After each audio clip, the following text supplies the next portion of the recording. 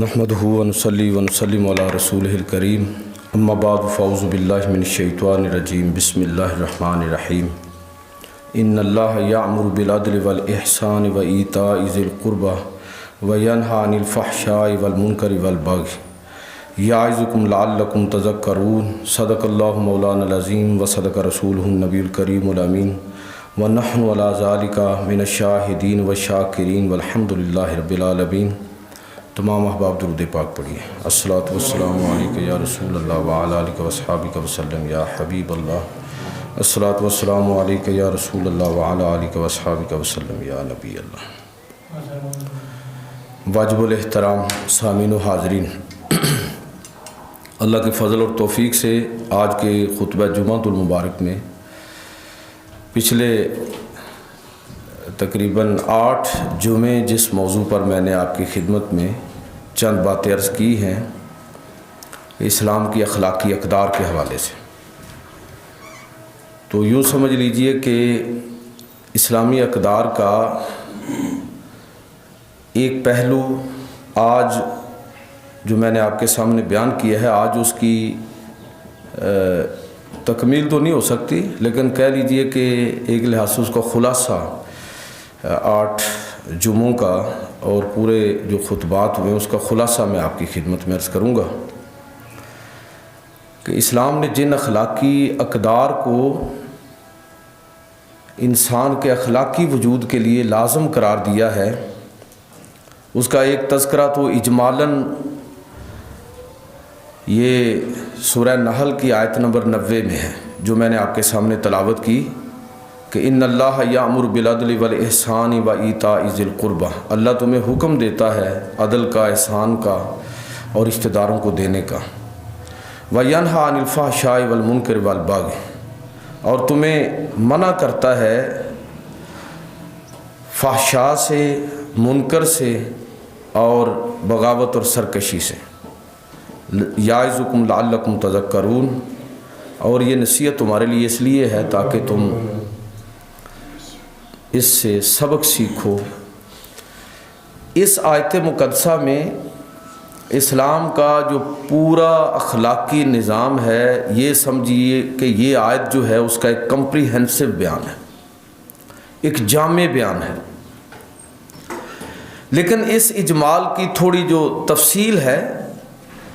وہ اگرچہ پورا قرآن بھی اس کی تفصیل میں کہا جا سکتا ہے، لیکن ایک اور جگہ پر جہاں بڑی حد تک ان تمام اخلاقی قدروں کو یکجا بیان کیا گیا ہے، وہ انشاءاللہ میں آپ کی خدمت میں عرض کرنے لگا ہوں۔ لیکن اس سے پہلے جو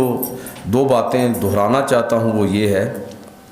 کہ ایک تو ہمیں یہ بات ذہن میں رکھنی چاہیے کہ انسان کا جو اخلاقی وجود ہے اس کے پیچھے جب تک ایمان کی قوت موجود نہ ہو اس وقت تک وہ اخلاقی قدریں جن کو کوئی انسان اپنائے ان کا اس دنیا کے اعتبار سے تو کچھ نہ کچھ فائدہ ضرور ہوتا ہے، اس لیے کہ یہ بھی اللہ تعالیٰ کا قانون ہے کہ وہ کسی کی نیکی کو ضائع نہیں کرتا، چاہے کوئی انسان اس رب کریم کو نہ بھی ماننے والا ہو، اگر کوئی قوم یا کوئی فرد اچھے کام کرے گا، جن اخلاقی قدروں کا ہم نے ذکر کیا ہے ان کو اپنائے گا، تو اگر وہ اللہ کو نہ بھی ماننے والا ہو تب بھی دنیا کے اندر کسی نہ کسی شکل میں اس کو اس کا اجر و ثواب جو ہے وہ عطا کر دیا جاتا ہے۔ اس سے یہ بھی بات ہمیں سمجھ آئی کہ اخلاقی اقدار کتنی اہم ہے۔ ویسے آدمی اس دنیا سے گزر جاتا ہے، پوتے تک جاتے جاتے آدمی کا نام و نشان ختم ہو جاتا ہے عمومی طور پر، 1-2 نسلوں کے بعد کوئی بھی نہیں جانتا۔ اگر ہم سے بھی پوچھا جائے نا کہ آپ کے پردادا، تو شاید بہت سارے لوگوں کو نام ہی یاد نہ ہو، اور جن کو نام یاد بھی ہوگا ان کو ان کی شخصیت اور کارناموں سے کوئی آگاہی نہیں ہوگی۔ تو جو چیز انسان کو اس دنیا میں اور آخرت میں زندہ رکھنے والی ہے، دنیا کے اندر بھی نیک نامی کی صورت میں اور آخرت میں تو ہے ہی اہل ایمان کے لیے آخرت،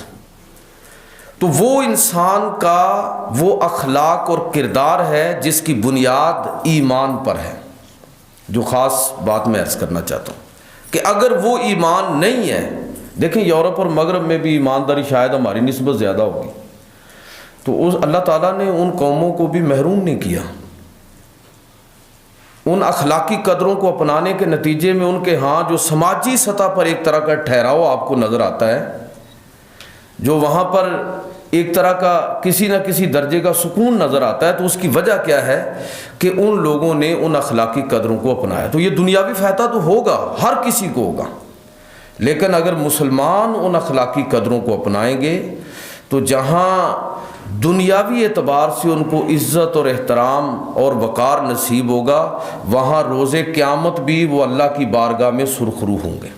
یہ ہے خاص بات جس کا یہ سورہ بنی اسرائیل کے اندر خاص طور پر جو اخلاقی قدروں کا جہاں ذکر ہوا ہے، تو آغاز بھی ایسے الفاظ کے ساتھ کیا اور بالکل اسی جملے کے ساتھ پھر ان اخلاقی قدروں کو بیان کرنے کے بعد پھر وہی جملہ ہے. وہ جملہ کیا ہے؟ اللہ رب العزت ارشاد فرماتا ہے لا تجعل مع اللہ الہا آخر، کہ اللہ کے ساتھ کسی اور کو شریک نہ ٹھہراؤ. فتقعد مذموما مخذولا، کہ اگر تم ایسا کرو گے تو اس کا نتیجہ کیا نکلے گا کہ اگر تم ایسا کرو گے تو کہیں ایسا نہ ہو کہ تم اللہ کی بارگاہ میں اور دنیا اور آخرت کے اعتبار سے راندہ درگاہ ہو جاؤ. یہ حصار ہے جو اخلاقی قدروں کے آغاز میں ہے، اور اس یعنی آیت نمبر 22 تا 39 اگر آپ پڑھیں تو آخری آیت پھر یہی ہے. میں وہ اخلاقی اقدار بھی آپ کے سامنے گنوں گا، لیکن اس سے پہلے یہ نکتہ آپ کی خدمت میں واضح کرنا چاہتا ہوں کہ جتنی اخلاقی قدروں کو ہم اپناتے ہیں، امانت ہے، دیانت ہے، صداقت ہے، شجاعت ہے، اور اس کے ساتھ ساتھ ایفاء عہد ہے، اور دیگر جتنی اخلاقی قدریں ہیں حقوق کے اعتبار سے کہ والدین کے حقوق کا خیال اور لحاظ، عزیز و اقارب، یتیم، فقیر، مساکین، پسے ہوئے طبقے، یہ سب کا جب انسان ان اخلاقی قدروں کو اپناتا ہے اور اس کے ساتھ ساتھ وہ صاحب ایمان بھی ہے، تو اب یہ کیا ہے؟ نور علی نور. یہ ہوگا کہ دنیا کے اندر بھی اس کو اس کا فائدہ ہر اعتبار سے محسوس ہوگا، اگر فرد ہے تو اس کو، اور اگر قوم ہے تو اس قوم کو. اللہ تعالیٰ کسی قوم کو بلا وجہ رسوا نہیں کرتا. میں اکثر یہ ذکر کیا کرتا ہوں کہ یہ آیت جو ہے نا، اس کو بھی صحیح طرح سمجھنے کی ضرورت ہے کہ وَتُعِزُّ مَن تَشَاءُ وَتُذِلُّ مَن تَشَاءُ. اللہ تعالیٰ عام طور پر لوگ چلتے ہوئے ترجمہ کر دیتے ہیں کہ اللہ تعالیٰ جس کو چاہتا ہے ذلیل کرتا ہے اور جس کو چاہتا ہے عزت دیتا ہے. نہیں، یہ اس کا یہ مطلب اس طرح جو ظاہراً آپ نے لے لیا وہ نہیں ہے کہ عزت اور ذلت دیتا تو اللہ تعالیٰ ہی ہے. یہ بات تو ٹھیک ہے، لیکن عزت دینے کا بھی اس کا اصول اور قانون ہے. جو عزت والے کام کرے گا عزت وہ دے گا اسے، اور جو قوم یا کوئی فرد ذلت والے کام کرے گا تو اللہ رب العزت اس کو عزت سے نہیں نوازے گا. آپ دیکھ لیجئے کہ پوری دنیا کے اندر مسلمان ایک بڑی آبادی ہونے کے باوجود، وسائل کا ایک بڑا حصہ ان کے پاس ہونے کے باوجود، پھر جس حالت کے اندر مسلمان جو ہے وہ مبتلا کر دیے گئے ہیں، تو اس کا سبب اور وجہ کیا ہے کہ مسلمانوں نے اللہ رب العزت کے ہاں عزت اور ذلت کے جو قانون اور اصول ہیں، ان اصولوں اور قوانین کو نظر انداز کیا، انفرادی سطح پر بھی اور اجتماعی سطح پر بھی. اس کا نتیجہ یہ ہے کہ وہ عزت جو ہے وہ ہمارے گھر سے رخصت ہو گئی، اس لیے کہ ہم نے اس عزت والے جو کام تھے وہ کام ہی کرنا چھوڑ دیے. عرب ہی تھے نا، عرب کیا تھے جن کے ہزاروں عیب ہم بیان کرتے ہیں کہ اللہ کے نبی کی آمد سے پہلے وہ ایسے تھے اور ایسے تھے. لیکن پھر کیا ہوا کہ اس قوم کو، عرب قوم کو اللہ رب العزت نے جس عزت سے سرفراز فرمایا وہ بھی ہمارے سامنے ہے. تو وہ عزت کیسے ملی ان کو؟ ظاہر ہے کہ ان قوانین اور اصولوں اور ان اخلاقی قدروں کو اپنانے کے نتیجے میں. لہٰذا اس بات کو بہت اچھی طرح ہمیں سمجھنا ہے کہ ہم ان اخلاقی قدروں کو اپنائیں گے تو دنیا اور آخرت میں عزت اللہ رب العزت ہمیں نصیب فرمائے گا، سماجی سطح پر سکون اور اطمینان نصیب ہوگا۔ اور اگر ہم ان کو نظر انداز کریں گے تو اللہ کا قانون حرکت میں ہے۔ وہ قانون یہ نہیں دیکھتا کہ یہ خواہ مخواہ ہم لوگوں نے امت محمدیہ کے فضائل بیان کرتے ہوئے نا جھوم کے بیان کرتے ہیں کہ اس امت کے بڑے فضائل ہیں۔ وہ فضائل کب ہیں؟ وہ فضائل اس وقت ہیں جب ایمان کی قوت کے ساتھ رسول اللہ صلی اللہ علیہ وسلم کے طریقے کو اختیار کریں گے۔ اگر ہم اس طریقے کو اختیار ہی نہ کریں اور یہ کہیں کہ ہم نے اللہ معاف فرمائے کہ ہم نے کوئی بڑا احسان کر دیا ہے کہ ہم پیغمبر علیہ الصلوۃ والسلام پر ایمان لے آئے ہیں، اب ساری عزتیں ہمارے لیے ہیں، یہ وہ غلط فہمی ہے جس میں ہم نے اپنے آپ کو مبتلا کیا ہوا ہے، بحیثیت فرد بھی اور بحیثیت قوم بھی۔ لہٰذا یہ یہاں سے آغاز کیا اللہ رب العزت نے کہ لا تجعل مع اللہ الہا آخر، کہ اللہ کے ساتھ کسی کو شریک مت ٹھہراؤ، فتقعد مذموما مخذولا، ایسا نہ ہو کہ رادائے درگاہ ہو کر رہ جاؤ۔ اگر تم نے اخلاقی قدروں کو اپنایا، ایمان نہیں ہے، تو اللہ کی بارگاہ میں تم ذلیل و رسوا ہو، اور اگر تم نے ان اخلاقی قدروں کو اپنایا اور تمہارا ساتھ ایمان بھی ہے تو اس دنیا میں بھی اور آخرت کے دن سرخرو ہوگے اور کامیاب تم لوگ ہوگے۔ تب وہ فضائل ہمارے سامنے آئیں گے قیامت کے دن اور دنیا کے اندر بھی۔ یہ بڑا پریکٹیکل مذہب ہے۔ اسلام ایسا مذہب نہیں ہے کہ جو مرنے کے بعد کے معاملات کو ذکر کرتا ہے کہ جس میں ایسا مذہب کہ جس کے فوائد اور ثمرات ہمیں مرنے کے بعد نصیب ہوں گے کہ آدمی فوت ہو جائے گا اور بڑا فائدہ ہوگا۔ بھائی وہاں تو فائدہ ہوگا اگر ایمان لے کر رخصت ہوئے ہیں۔ یہ وہ دین ہے کہ دنیا کے اندر ہی اس کے فوائد ہیں، سب کچھ آپ کو دنیا کے اندر ملے گا۔ اللہ کے نبی ایسے تو نہیں فرمایا کرتے تھے، جب مکی دور میں آپ لوگوں کو دعوت دیتے تو آپ فرمایا کرتے تھے اے لوگو مجھے اللہ کا پیغمبر مان لو، دنیا کی بادشاہت تمہارے قدموں میں ہوگی۔ پہلے دنیا کی بات کر رہے ہیں۔ یہ دین وہ ہے کہ جو تمہیں دنیا کے اندر کامیاب اور سرخرو کر دے گا۔ اور اللہ کے پیغمبر صلی اللہ علیہ وسلم فرماتے ہیں کہ جب یہ دین غالب آئے گا تو اس کے سماجی سطح پر فوائد کیا ہوں گے؟ حضور فرمایا، آپ صلی اللہ علیہ وسلم نے پیشین گوئی فرمائی کہ ایک وقت آئے گا کہ ایک عورت جو ہے وہ حضرموت کے علاقے سے چلے گی اور بیت اللہ کا قصد کرے گی اور اس کو اللہ کے سوا کسی کا خوف نہیں ہوگا۔ ایسا امن و سکون اور سماجی سطح پر ایسا ٹھہراؤ آ جائے گا اور لوگ اتنے اطمینان کے اندر ہوں گے کہ اس تنہا سفر کرنے والی عورت کو بھی کوئی کسی سے خوف نہیں ہوگا۔ اس کا کیا مطلب ہے؟ اس کا مطلب یہ ہے کہ اس دین کو اپنانے کے نتیجے میں سب سے پہلے تو ہماری دنیا ٹھیک ہوگی، سب سے پہلے تو دنیا کی برادری کے اندر، قوموں کے اندر ہماری عزت ہوگی اس دین کو اپنانے کے نتیجے میں۔ اور پھر اس کا دائمی اور اخروی فائدہ یہ ہوگا کہ اس امت کا ہر فرد اور بحیثیت امت قیامت کے دن اللہ رب العزت ان کو وہ ساری عزتیں عطا فرمائے گا جن کا ہم تذکرہ قرآن مجید میں اور حدیث و سنت میں پڑھتے ہیں۔ لہذا میرے بھائیوں، میں نے جو پچھلے 8 جمعے گفتگو کی ہے اس کا خلاصہ آپ کی خدمت میں اب آج عرض کر رہا ہوں کہ ہمیں ان اخلاقی قدروں کو اس ذہن کے ساتھ دیکھنا ہے کہ جب ہمارے پیغمبر نے کہہ دیا ہے کہ سچ میں نجات ہے اور جھوٹ میں تباہی ہے، تو زندگی میں کیوں نہیں ہم اس چیز کو اپنا لیتے ایک اصول کے طور پر کہ طے کر لیں کہ کبھی جھوٹ نہیں بولنا، جو چاہے ہو جائے، جو بھی حالات ہوں۔ جب میرا اپنے رب پر اور پیغمبر علیہ الصلوۃ والسلام پر ایمان ہے تو میں کہاں جھوٹ کے اندر منافع تلاش کر رہا ہوں، میں کہاں سمجھ رہا ہوں کہ میں اس کو اندھیرے میں رکھ کے شاید یہ فائدہ حاصل کر لوں گا اور یہ کر لوں گا، اور مجھے وہ نقصانات نظر کیوں نہیں آتے جو خدا اور رسول پر ایمان کا لازمی نتیجہ ہے کہ میں سمجھوں کہ اس میں تباہی ہے، بظاہر شاید کچھ فائدہ نظر آ رہا ہے لیکن الٹیمیٹ نتیجہ اس کا تباہی کی صورت میں نکلے گا۔ تو بہرحال یہ میں نے جو بات عرض کی ہے آپ کی خدمت میں کہ اگر تو سورہ نحل کو دیکھا جائے تو سورہ نحل کے اندر جن چیزوں کو اپنانے کا حکم دیا گیا اسی میں ساری اخلاقی قدریں آ جاتی ہیں۔ اللہ رب العزت فرماتا ہے کہ اللہ تمہیں حکم دیتا ہے عدل کا، احسان کا، ایتاء ذی القربہ کا، ہر خیر اس میں ہے، یعنی اس میں لوگوں کے حقوق سے لے کر انفرادی سطح پر اجتماعی سطح سب کچھ آ گیا ہے۔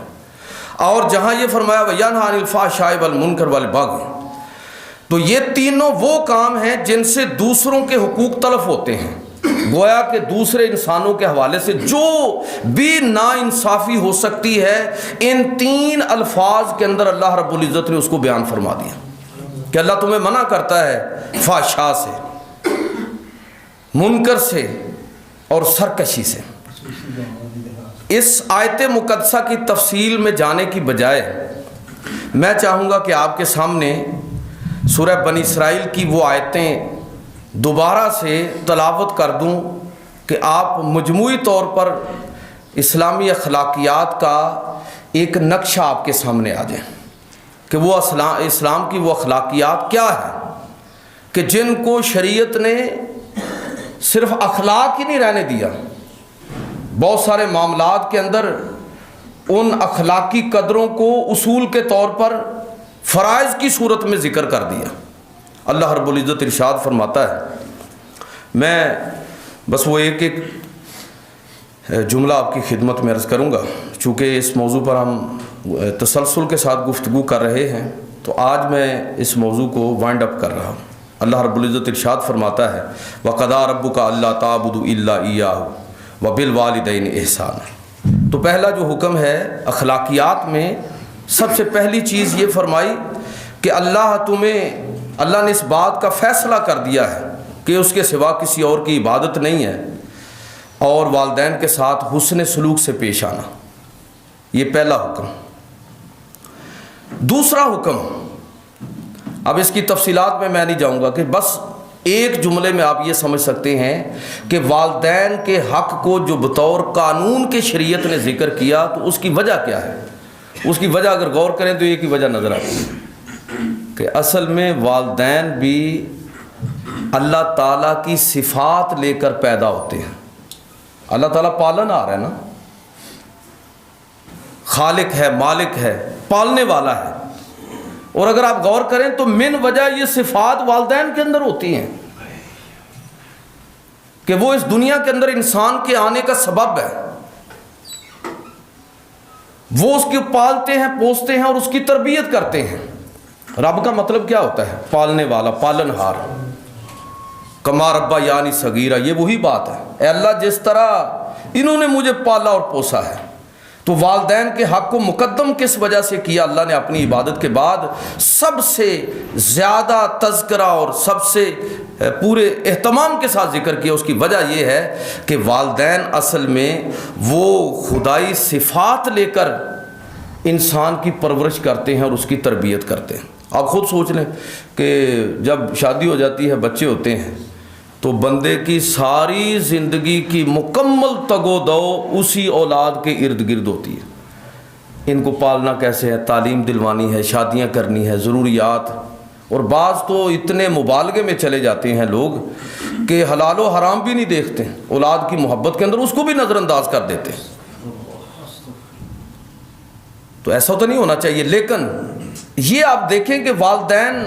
کا یہ حق جو ذکر ہوا ہے وہ اس وجہ سے ہے۔ دوسری بات فرمائی وَآتِ ذَا الْقُرْبَ حَقَّهُ، یہ دوسرا حکم ہے، اور قریبی رشتہ داروں کو ان کا حق دو۔ اخلاقیات میں والدین بڑا رشتہ اور اس کے بعد آپ کے عزیز و اقارب ہیں، میرے اور آپ کے رشتہ دار، جن کا انتخاب میں نے اور آپ نے نہیں کیا، اللہ تعالیٰ نے کیا۔ اگر میں اور آپ کرتے تو ہو سکتا ہے ہمارے کچھ رشتہ دار ہمارے رشتہ دار نہ ہوتے۔ جب یہ انتخاب میرا نہیں ہے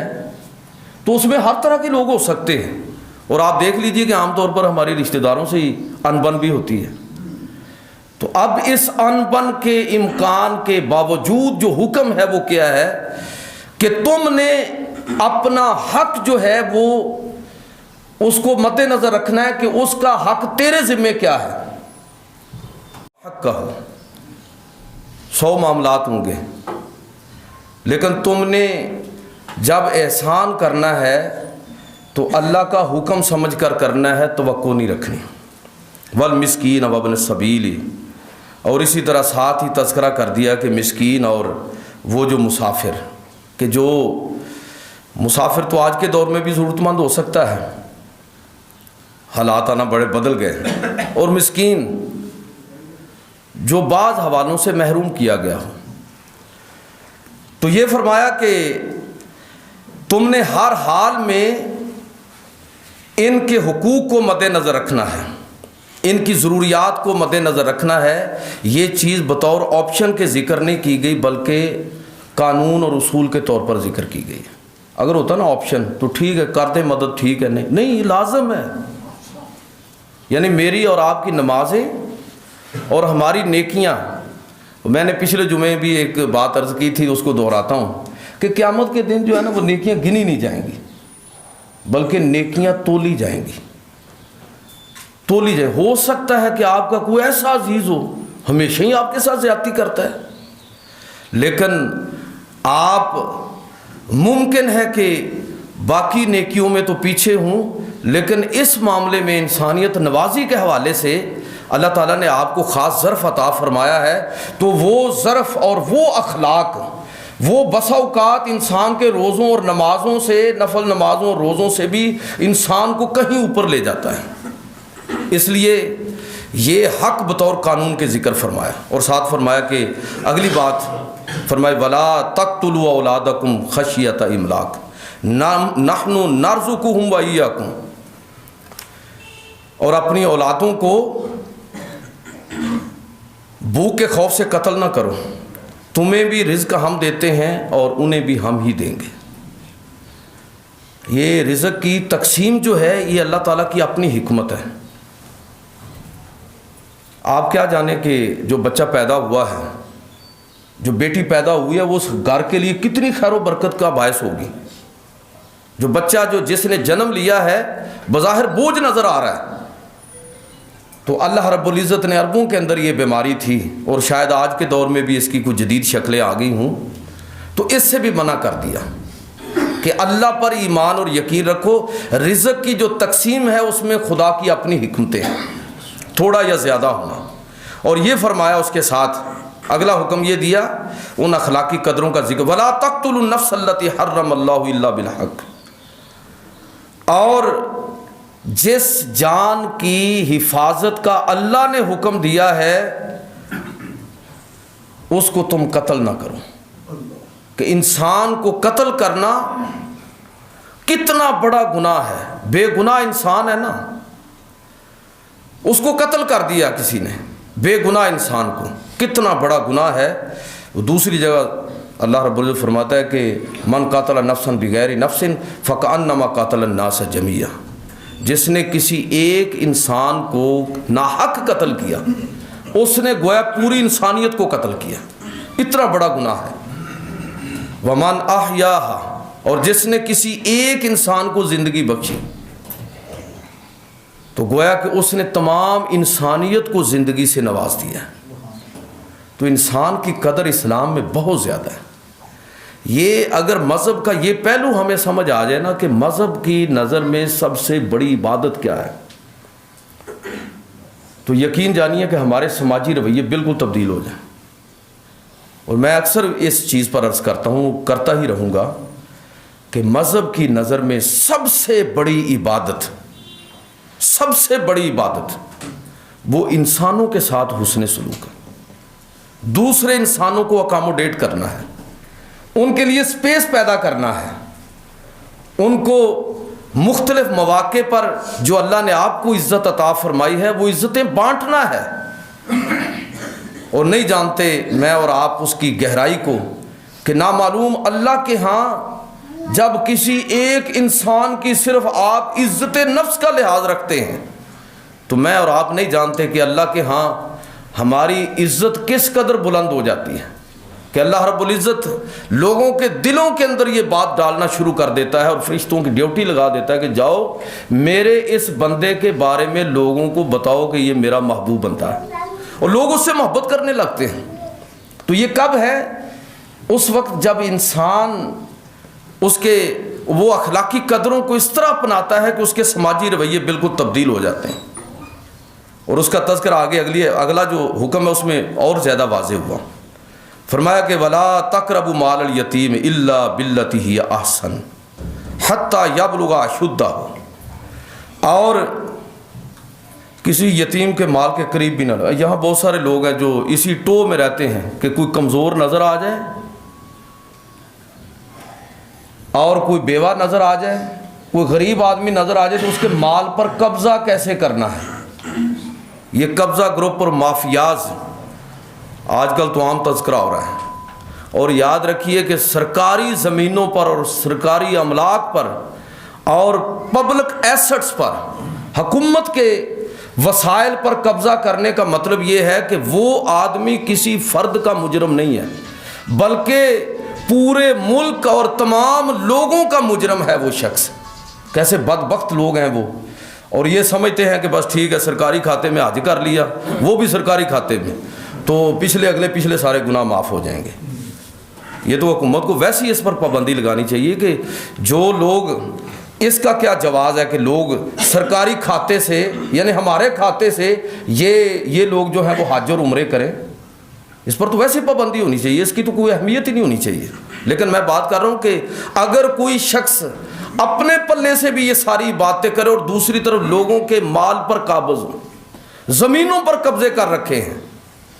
یتیم، فقیر، مسکین، عام لوگ، ریاست کے وسائل سارے اس میں آ جاتے ہیں کہ ولا تقربوا، وہ یتیم کا بھی تو حصہ ہے نا اس میں، ولا تقربوا مال الیتیم الا باللتی ہی احسن۔ تو یہ منع کر دیا ہے کہ یتیم کے مال۔ اور اگلی بات وَأَوْفُوا بِالْعَهْدِ إِنَّ الْعَهْدَ كَانَ مَسْئُولًا، اور وعدوں کو پورا کرو، بے شک وعدوں کے بارے میں سوال کیا جائے گا۔ اور یاد رکھیے کہ ایفائے عہد کی اصل روح جو ہے وہ ایفائے حقوق ہے۔ ہم سمجھتے ہیں نا کہ وعدے کا مطلب یہ ہوتا ہے کہ آپ سے میں نے کوئی بات کی کہ شام کو ملیں گے، تو نہیں ملے، وعدہ پورا نہیں کیا، ٹھیک ہے یہ بات بھی اس میں آ گئی۔ لیکن اسلام کی نظر میں ایفائے عہد یہ صرف وہ وعدہ نہیں ہے جو میں اور آپ آپس میں کر لیتے ہیں، اس سے مراد وہ تمام وعدے ہیں جو اس دین کو قبول کرنے کے بعد ہم نے اپنے رب سے کیے ہیں اور رسول اللہ صلی اللہ علیہ وسلم سے کیے ہیں۔ اللہ کے نبی کس چیز پر بیعت لیتے تھے لوگوں کی، یا بزرگوں کے ہاں بیعت کس چیز پر ہوتی ہے؟ یہ بیعت اس چیز پر ہے کہ اللہ کے ساتھ، اللہ کے رسول کے ساتھ، یا کسی بھی نیک آدمی کے ساتھ، کہ انسان ان تمام حقوق کو پورا کرے گا اور ان کا تحفظ کرے گا جو خدا کی طرف سے ان پر لازم ہے، جو رسول اللہ صلی اللہ علیہ وسلم کی طرف سے اس پر لازم ہے، جو انسانوں کی طرف سے اس پر لازم ہے۔ تو ایفائے عہد کا مطلب وسیع مفہوم ہے، اس کو سمجھنے کی ضرورت ہے کہ اللہ رب العزت فرماتا ہے وَأَوْفُوا بِالْعَهْدِ إِنَّ الْعَهْدَ كَانَ مَسْئُولًا، کہ وعدے پورے کرو، بے شک وعدوں کے بارے میں سوال کیا جائے گا۔ اور اگلی بات مزید اس کو واضح کر دیا، وَأَوْفُوا الْكَيْلَ، اور اسی طرح وعدوں کے ساتھ ساتھ جب تولو، وَأَوْفُوا الْكَيْلَ إِذَا كِلْتُمْ، اور جب تولو تو پورا تولو، إِذَا كِلْتُمْ، اور آگے فرمایا وَازِنُوا بِالْقِسْطَاسِ الْمُسْتَقِيمِ، جب ناپو تو پورا ناپو اور جب تولو تو پورا تولو۔ تولنے کے اور پیمانے ہیں، چیزیں خریدنے کا اور ریٹ ہے، اور آگے فروخت کرنے کا ریٹ اور ہے۔ یعنی وہی بیٹھے بیٹھے اگر آپ ایک چیز خرید رہے ہیں اسی کوالٹی کی تو اس کا ریٹ اور ہے، اور اگر وہی چیز آپ ایک ہاتھ بیچ رہے ہیں تو اس کا ریٹ اور ہے۔ عجیب و غریب قسم کے، اور پھر ہم سمجھتے ہیں کہ ہم بالکل یہ حق پر ہیں اور سچ پر ہیں۔ آپ دیکھیں یہ وہ حدیثیں اپنے ذہن میں لائیں کہ رزق باقی سارے معاملات کے اندر، مزدوری میں، زراعت میں، دیگر چیزوں میں، اگر ایک حصہ ہے تو تجارت میں 9 حصے ہیں، اتنی برکت ہے اس میں اور اتنا اضافہ ہے اس میں، لیکن اس میں ساتھ حکم یہ ہے کہ آپ منافع جائز رکھیے، ناپنے اور تولنے کے پیمانے ٹھیک رکھیے، وہ ہمارے پیمانے ٹھیک نہ ہوں اور پھر اس کے بعد ہم نے ذکر اذکار کے ذریعے ان گناہوں پر پردہ ڈالنے کی کوشش کریں، یہ نہیں ہوگا۔ یہ اللہ کا اور آپ کا معاملہ ہے، پہلے اپنا معاملہ انسانوں کے ساتھ تو ٹھیک کیجیے۔ جب تک میرا اور آپ کا تعلق انسانوں کے ساتھ ٹھیک نہیں ہے، یہ یاد رکھیے کہ میرا اور میرے رب کا تعلق بھی ٹھیک نہیں ہو سکتا۔ پہلے انسانوں کے ساتھ تعلق ٹھیک ہوگا۔ اللہ رب العزت اس بات کو بہت اچھی طرح دیکھتا ہے کہ میرے بندوں کے ساتھ اس کا معاملہ کیا ہے۔ میں نے پہلے شروع میں عرض کیا نا کہ بندوں کے ساتھ تعلق ٹھیک ہے نا آپ کا، تو دنیا کی عزتیں وہ آپ کو دے دے گا، اور اگر اللہ کے ساتھ بھی ٹھیک ہے تو پھر دنیا اور آخرت دونوں کی عزتیں آپ کو عطا فرما دے گا۔ اب دیکھیں مسلمانوں کا جو زوال ہے، اس زوال کی اصل وجہ کیا ہے؟ اصل وجہ اور سبب اگر آپ تلاش کریں گے تو ہمارے باہمی تعلقات ٹھیک نہیں ہیں۔ ہم چاہتے ہیں کہ ہمارا اللہ کے ساتھ تعلق ٹھیک ہو جائے، لیکن نہیں جانتے کہ اللہ کے ساتھ تعلق ٹھیک ہو ہی نہیں سکتا جب تک انسانوں کے ساتھ ہمارا تعلق ٹھیک نہیں ہوتا، اپنے رشتہ داروں کے ساتھ، عزیز و اقارب کے ساتھ، اڑوس پڑوس کے ساتھ، ریاست کے ساتھ ہمارا تعلق ٹھیک نہیں ہوتا، ریاست کو لوٹنے پر لگے ہوئے، معاشرے کے ساتھ تعلق ٹھیک نہیں ہوتا۔ اگر جب تک یہ سارے تعلقات ٹھیک نہیں ہوں گے، اس وقت تک ہمارا اللہ کے ساتھ بھی تعلق ٹھیک نہیں ہوگا۔ تو میں اور آپ سب چاہتے ہیں کہ ہمارا اپنے رب کے ساتھ تعلق ٹھیک ہو، تو پھر ان اخلاقی قدروں کو ہم نے اپنانا ہے۔ یہ آج اس پر 9واں جمعہ میں نے آپ کی خدمت میں عرض کیا اور بات پوری نہیں ہو سکی، لیکن میں اسی پر اکتفا کروں گا اور چاہوں گا کہ سورہ بنی اسرائیل کی آیت نمبر 22 تا 39، یہ آپ نے گھر جا کے اس کا ترجمہ پڑھنا ہے اور دیکھنا ہے کہ ہمارا رب ہم سے کیا فرما رہا ہے۔ اللہ تعالیٰ مجھے اور آپ کو عمل کی توفیق عطا فرمائے۔